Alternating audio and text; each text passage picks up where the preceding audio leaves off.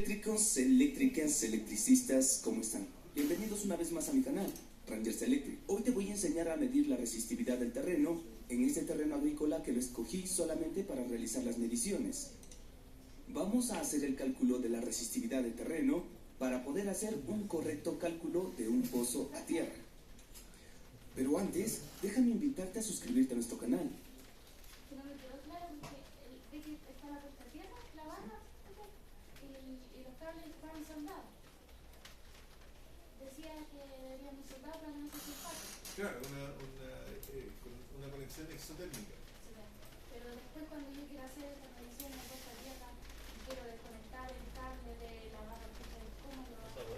Con una marcosierra, con una galletera, se tiene que cortar.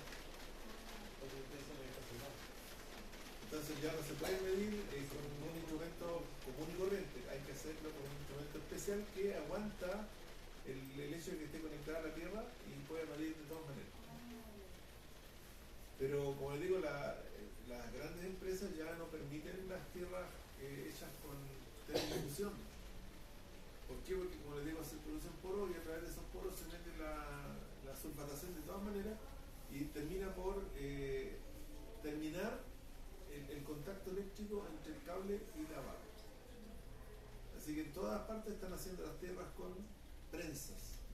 O sea, las prensas nuevas, las prensas especiales que son mucho mejores, pero son prensas que permiten sacar la conexión y limpiarla. Cuando nos toca hacer las puestas a tierra, tratemos de tener vaselina. Entonces uno hace la conexión, la prensa y le coloca vaselina a todo. Se embetuna con harta vaselina.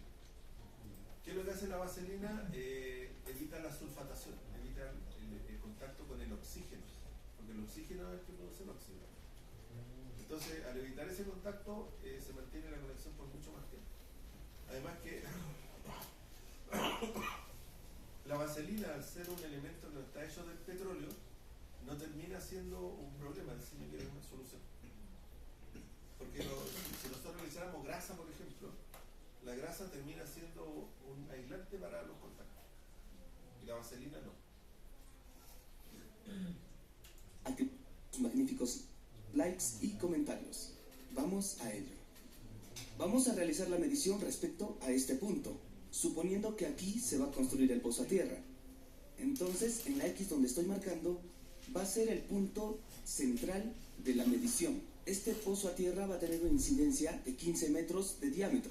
Es decir, desde el punto donde se va a realizar el pozo a tierra, 7.5 metros de radio y también 7.5 metros de radio hacia el otro lado. Para realizar la medición de resistividad utilizaremos este telurómetro, el telurómetro Megabras MTD 20KWE. Es un instrumento que nos puede medir resistividad. Acá tenemos el equipo. Este equipo está calibrado, tiene la calibración vigente a las normas de mi país. Ponemos a un costado el equipo y como primer paso vamos a sacar primero las jabalinas. En este caso utilizaremos las 4 terminales y el valor en resistividad del terreno. Entonces, el primer paso es clavar las jabalinas y tenemos que dividir en distancias iguales. Para mayor precisión, te recomiendo que realices la medición con una cinta métrica para que las distancias sean más exactas. Supuestamente aquí va a ser el pozo a tierra, entonces medimos 2,5 metros y colocamos la primera varilla con dirección al norte. Con anterioridad nosotros ya medimos los puntos, puede ser al norte o al sur, pero a 2,5 metros. Ahora clavamos la jabalina y recuerda siempre clavar hasta el fondo la jabalina porque así va a haber más contacto eléctrico. Como pueden observar aquí, la varilla está clavada más o menos hasta esta distancia. Toda la distancia fue penetrada hacia el terreno. Esta varilla ya está clavada, ahora vamos a ir hacia el otro punto. De la misma manera como ya habíamos medido 2,5 metros hacia el otro lado, clavamos bien la varilla.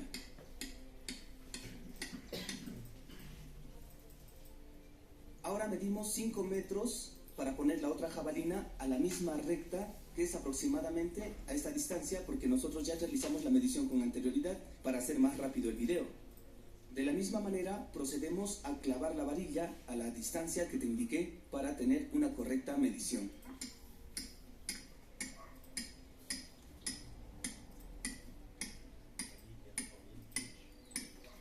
Y ahora vamos a la última jabalina, que va a la misma recta y a 5 metros. Es decir, las 4 jabalinas se están dividiendo en 5 metros iguales, con un punto de referencia al centro que es de 7.5 metros de radio.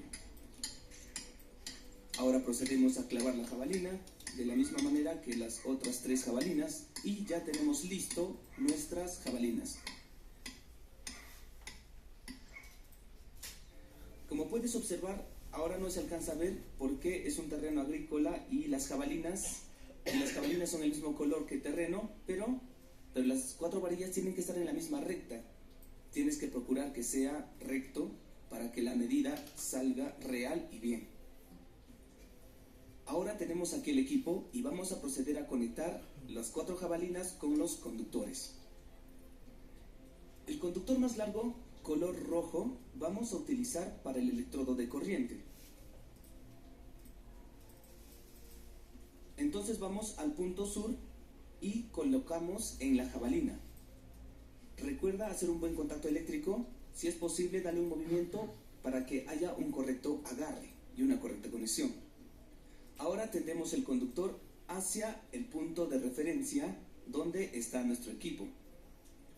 Ahora el conductor color rojo vamos a poner en la primera pica, que es el punto de conexión de corriente. Ahora llevaremos el conductor color azul a la jabalina de caída de potencial. Llevamos al punto y de la misma manera hacemos la conexión del cocodrilo. Ahora de la misma manera llevamos al punto de referencia donde está nuestro equipo. Procura que el conductor rojo y el conductor azul no se entrecrucen para tener una correcta medición. Ahora el cable azul conectamos al terminal S, que es la de caída de potencial. Ahora vamos al otro punto. Utilizaremos este conductor verde que es corto. De la misma manera conectaremos al otro punto que es la varilla también de caída de potencial. En la varilla que está para el lado norte, ahora conectamos al punto ES. Ahora tendremos el último conductor que va hacia la jabalina que está al norte. Llevamos este último carrete a la última jabalina que nos falta para realizar la medición de resistividad. De la misma manera conectamos y ahora llevamos hacia el punto de referencia donde está nuestro equipo. Procura no cruzarlos para que no haya incidencia o inducción de campo eléctrico entre conductores para que así no te dé mediciones fallidas. Ahora por último conectamos este conductor al terminal del punto E, inyección de corriente, y los del medio, caída de potencial.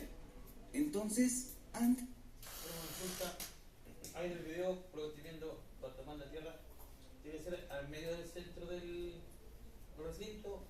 Sí, y lo que pasa es que parece que tiene un pequeño problema geométrico. Habló de un radio de 15 metros. Y después dijo que el radio era 7,5. En realidad lo que quiso decir es que el diámetro de 15 metros. es de 15 metros. Y el radio, que es la mitad del diámetro, es 7,5. Entonces el instrumento se coloca en el centro. En el centro del terreno. Claro, y es por comodidad para los cables. Ahora si los cables le alcanzan a uno, lo puedo poner en otro lado. ¿Ya? Y las líneas las tira a las jabalinas que van a estar ubicadas a 5 metros entre ellas. Entonces, en este caso él está en medio porque le conviene por la comodidad de los cables, ¿no? Nada más. Pero tiene que ser el centro del terreno. Claro, el punto donde convergen esas líneas tiene que ser el centro. Ok. Profe, pero eso significa que después en ese punto ahí tiene que poner la tierra o la va a poner en cualquier lugar. No, ese es el lugar donde se va a hacer el pozo de toma tierra o se va a enterrar la barra Copperwood. Y si Tiene uno, que ser en ese lugar, porque si lo quiere hacer en otro lugar tendría que desplazar ese punto hasta el lugar donde quiere realmente el pozo de tierra y de ahí tomar las medidas y hacer la prueba nuevamente, porque está midiendo la resistividad del terreno. y la está midiendo respecto del lugar donde se va a colocar la tierra. Profesor, ¿qué tendría que pasar para que no fuera viable? Dar medidas muy altas. ¿Pero eso por qué pasa? ¿Porque hay otra más cerca o...? No, es porque el terreno es muy seco, por ejemplo. Ah, ya. Entonces la disipación de la corriente en la tierra es más difícil cuando el terreno es seco. Por eso la entierran 5 metros. ¿Cómo? Por eso la entierran tanto, 5 metros. No, si no se entierra 5 metros, la distancia entre las jabalinas es 5 metros. En forma lineal, en forma horizontal. En la parte vertical, las barras hay hasta 3 metros de larga.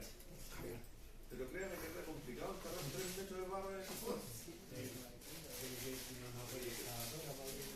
Claro, y en esta zona nosotros encontramos humedad a 50 centímetros de profundidad en verano.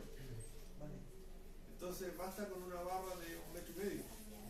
Es más que suficiente. Y de hecho eso es lo que venden en las tiendas. Barras de 1 metro, 1,5 metros. Y porque en este lugar acá Es más húmedo. la humedad, claro, está bastante superficial. En el norte hay que poner elementos químicos que atraigan la humedad, como la bentonita, el helicogel, o en lugares un poco más cercanos, sal o carbón. Es para atraer la humedad y que se mantenga el lugar con una cierta resistencia un poquito más baja. Profe, y esa malla de ¿cómo se llama? ¿Media tierra?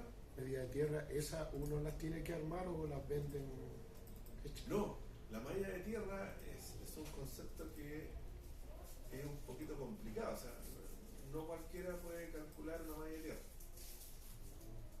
porque de partida la matemática ya es más avanzada, no basta con saber las 4 operaciones básicas, hay que saber un poquito de matemática superior y manejar conceptos bastante complicados, es el nivel de ingeniería.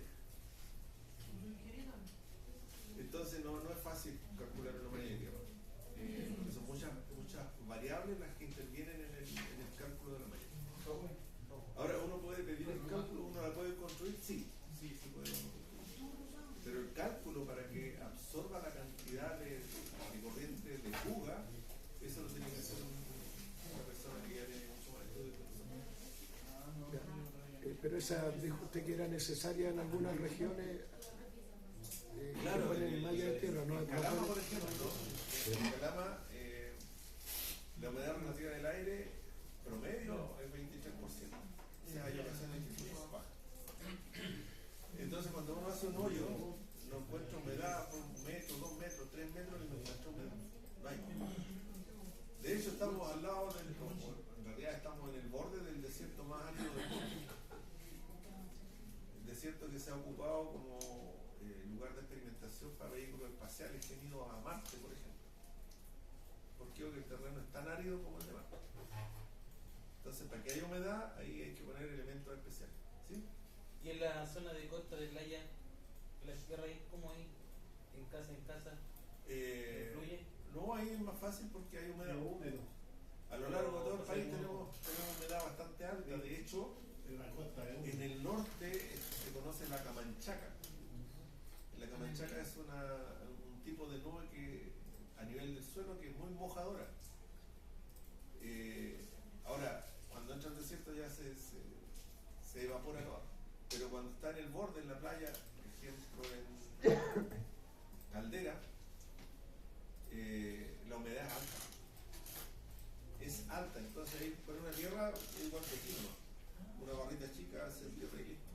Pero no influye la sal del mar de la costa, Claro, eso mejora un poco porque el sal marino la absorción del agua y mantiene por más tiempo la humedad. Pero ojo que los metales se corroen mucho más rápido en un medio salino. Claro. Profe, pero entonces si uno tuviera que hacer una instalación en la parte desértica para hacer la tierra, ¿cómo tiene que hacerlo entonces? Se hace una excavación de 1 metro puede ser, pero horizontal. 1 metro de profundidad, pero horizontal, puede tener varios metros de largo. Y se entierra un conductor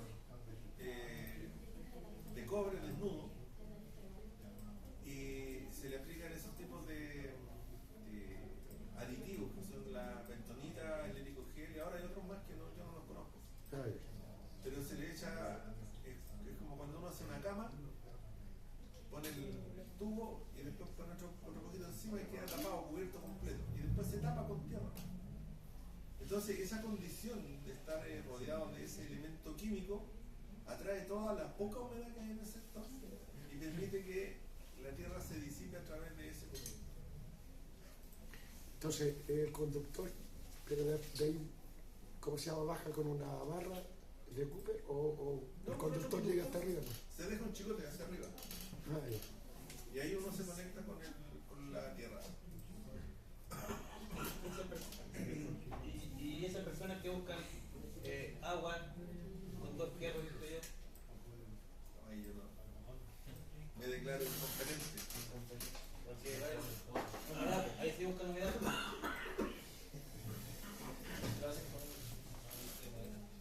Sí, es como una caja de onda, pero más grande. Sí. La toman de los dos Sí, lados sí. y la ruta empiezan a caminar y de repente baja y piensan, aquí hay agua. Pero ¿cuál es la ciencia detrás de eso? No tengo idea. Lo he visto, pero no. Desconozco. Sí, y la chunta. Y los otros dicen que le da el punto donde hay agua y en el momento hay que contar el lago que se juntan en la cantidad de metros que está profundidad el agua. Sí, no, yo ahí ya no. Más allá desconozco.